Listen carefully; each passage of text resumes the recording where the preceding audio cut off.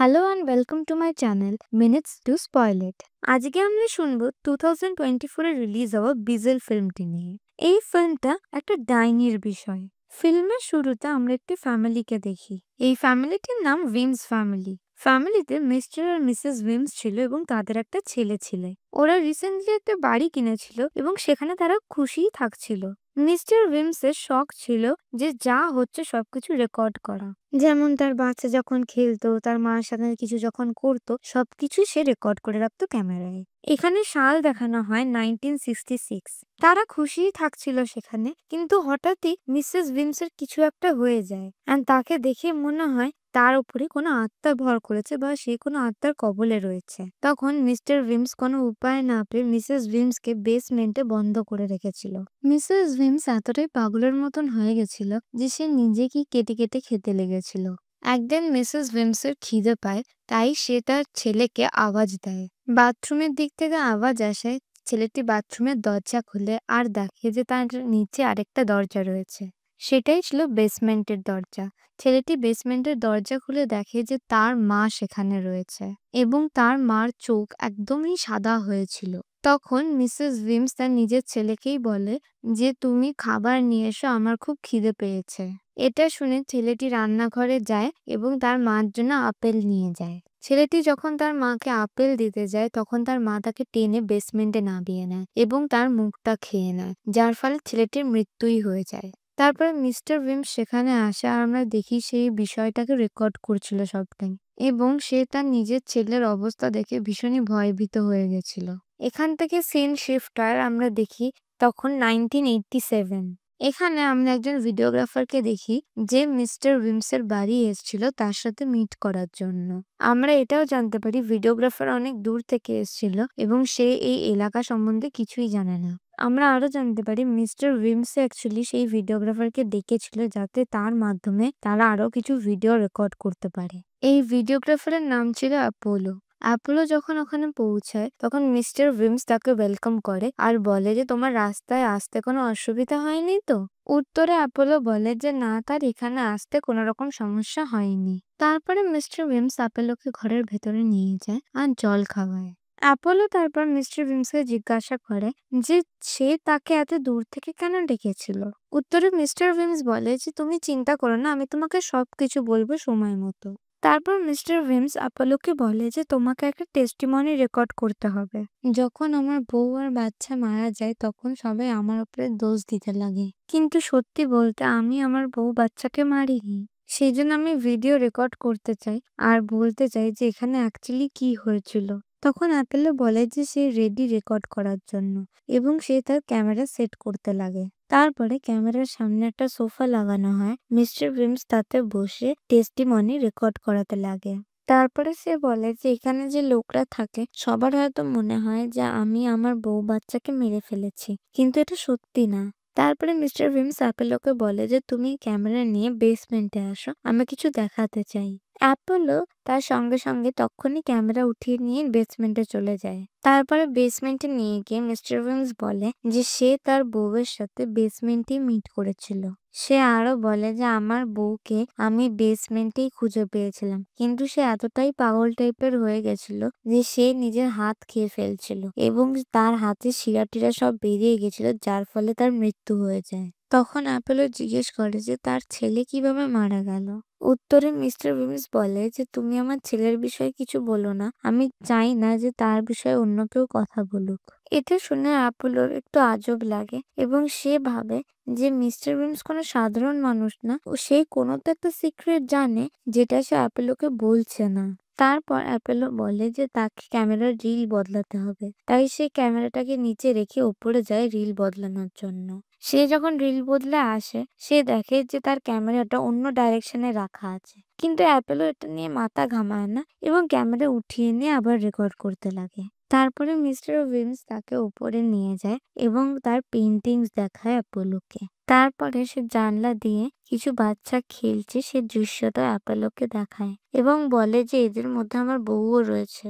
সে আরো বলে যে এই বাচ্চাদের বিশ্বাস যে এই বাড়িতে কোনো একটা ডাইনি রয়েছে, যার ফলে তারা এই বাড়িতে আসে না। তখন অ্যাপেলো বলে যে তাকে এবার যেতে হবে, কিন্তু সে পরের দিন আবার আসবে রেকর্ডিং করার জন্য। তখন মিস্টার ভিমস অ্যাপেলোকে বলে যে তুমি চাইলে আমার বাড়িতে থেকে যেতে পারো, কারণ আমার অনেকগুলো ঘর রয়েছে আর আমি তোমাকে এর জন্য টাকাও দেব। অ্যাপোলোর এই অফারটা খানিকটা আজব লাগে, কিন্তু সে অ্যাকসেপ্ট করে নেয়।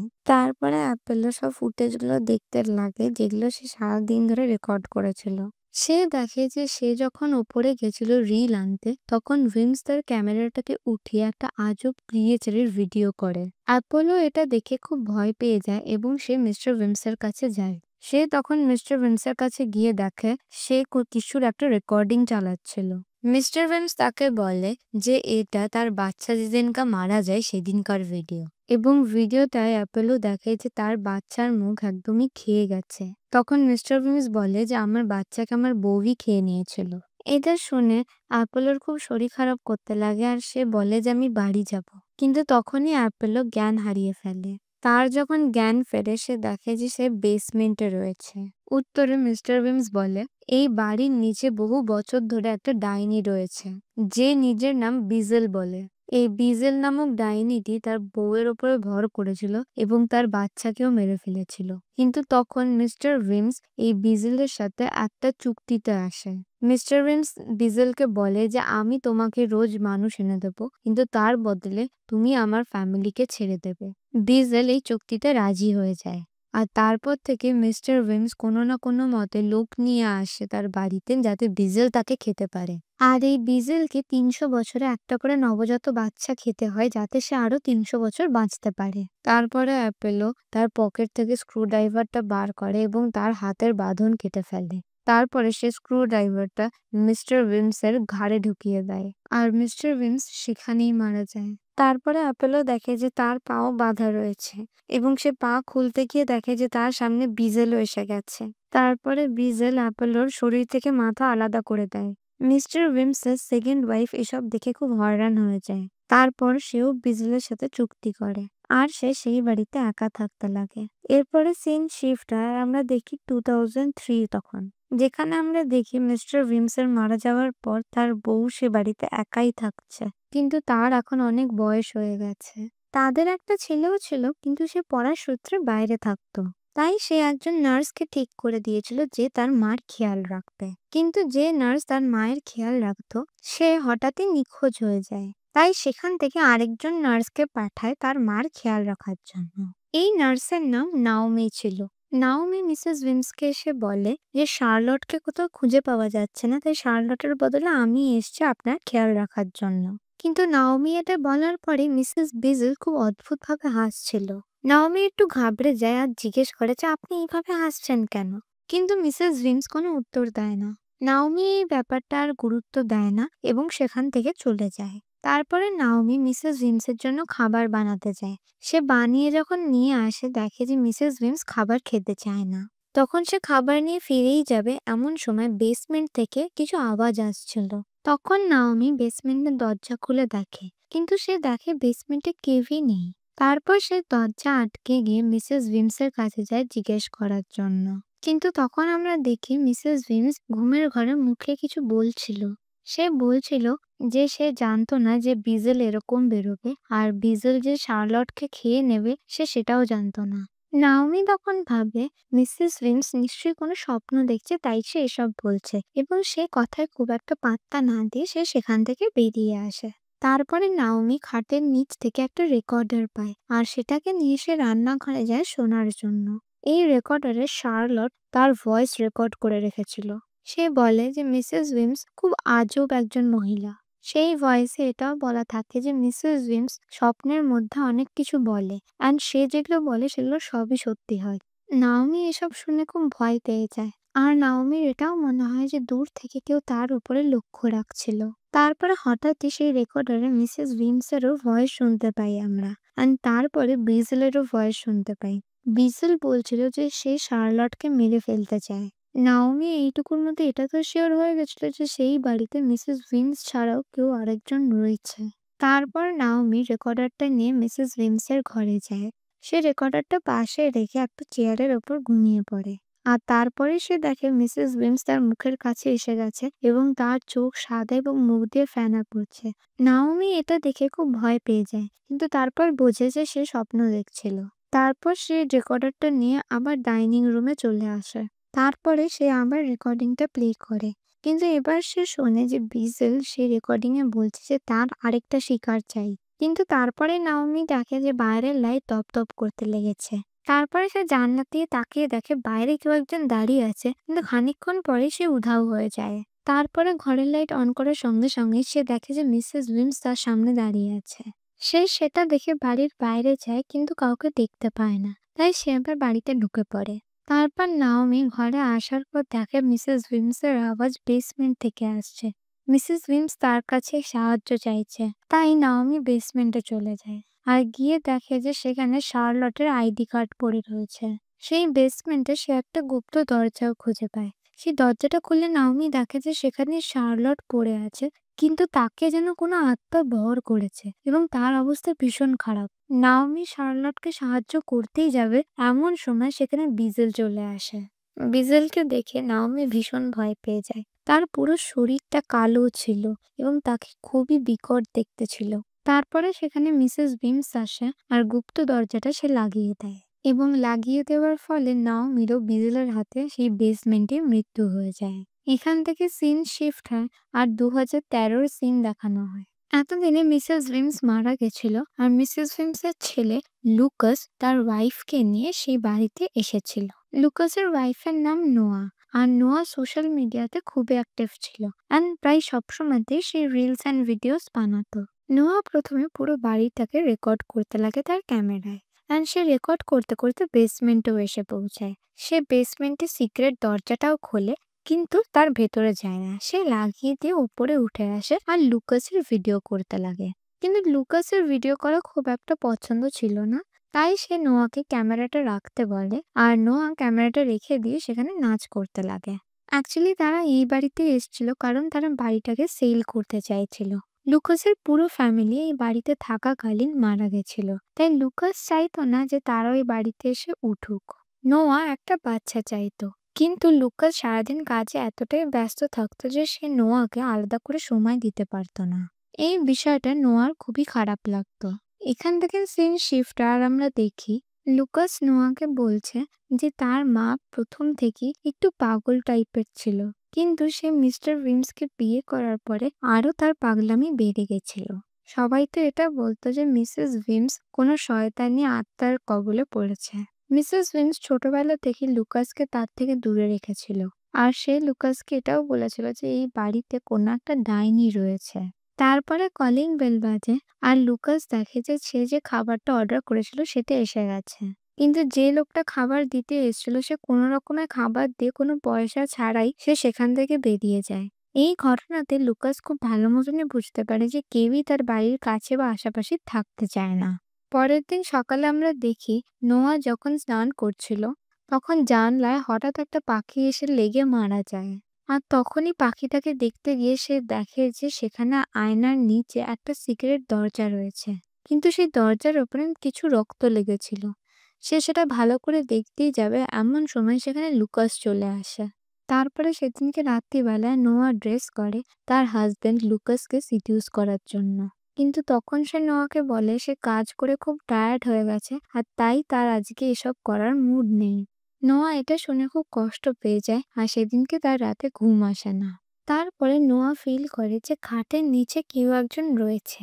সে খাটের নিচে দেখতে গিয়েই দেখে যে বিজেলের পা, কিন্তু সে যখন ফের আবার উপরে দেখে সে নিজেই লুকাসের সাথে ইন্টিমেট হচ্ছে এবং তাদের দুজনের চোখই সাদা। এটা দেখে নোয়া খুব ভয় পেয়ে যায়। এখান থেকে সিন শিফট আর আমরা দেখি পরের সকালে নোয়া সব রেকর্ডিং গুলো চেক করছিল, এবং রেকর্ডিং গুলো চেক করতে করতে সে জানতে পারে যে তাদের বাড়িতে তারা ছাড়াও অন্য একজন কেউ রয়েছে। এই জিনিসগুলো কি বা সবটা জানতে সে বেসমেন্টের দরজা খুলে বেসমেন্টে যায়। সে বেসমেন্টে একটা কার্ডবোর্ডের মধ্যে অনেকগুলো ক্যামেরা খুঁজে পায়, যেখানে একটা ক্যামেরা অ্যাপোলোর ছিল।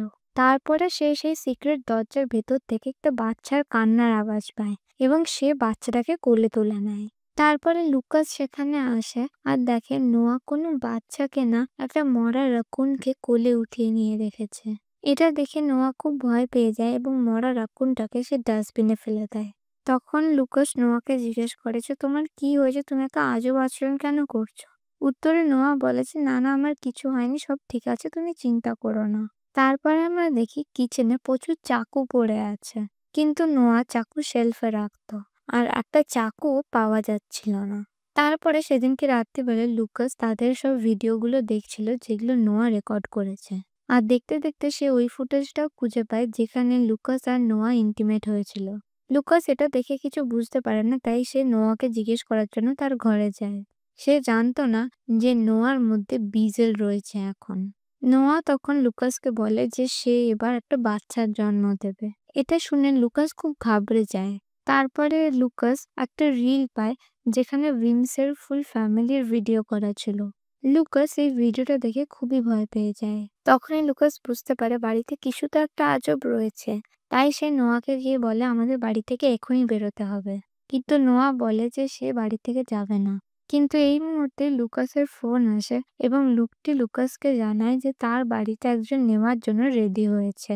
এই খবরটা লুকাস যখন নোয়াকে জানাতে যায় সে দেখে যে নোয়া বমি করছে এবং নোয়ার বমি দিয়ে প্রচুর রক্ত বেরোচ্ছিল। তারপরে রাত্রিবেলা যখন তারা খাবার খাচ্ছিল, নোয়ার আচরণ লুকাসের একদমই স্বাভাবিক লাগে না। তাই লুকাস নোয়াকে জিজ্ঞেস করে যে তোমার কি হয়েছে?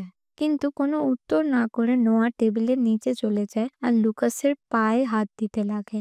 এটা দেখে লুকাসের ঘুম ভেঙে যায়। লুকাস ঘুম থেকে উঠেই সবকিছু নোয়াকে বলে, কিন্তু নোয়া উল্টো দিক ফিরে তার দিকে চেঁচিয়ে আবার উল্টো দিকে ফিরে যায়।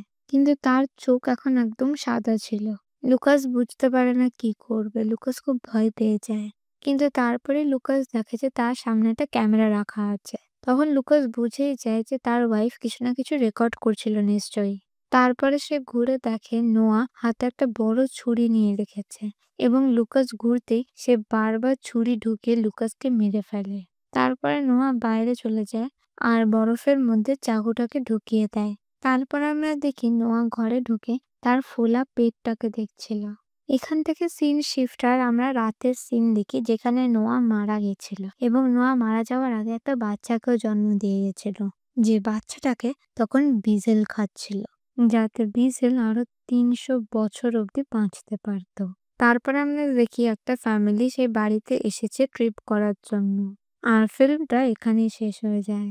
আজকের মতন এখানেই শেষ করলাম। এরকম ভিডিওস আরো দেখতে চাইলে চ্যানেলটিকে সাবস্ক্রাইব করো আর এই ভিডিওটি ভালো লেগে থাকলে লাইক, শেয়ার আর কমেন্ট করো। Thank you.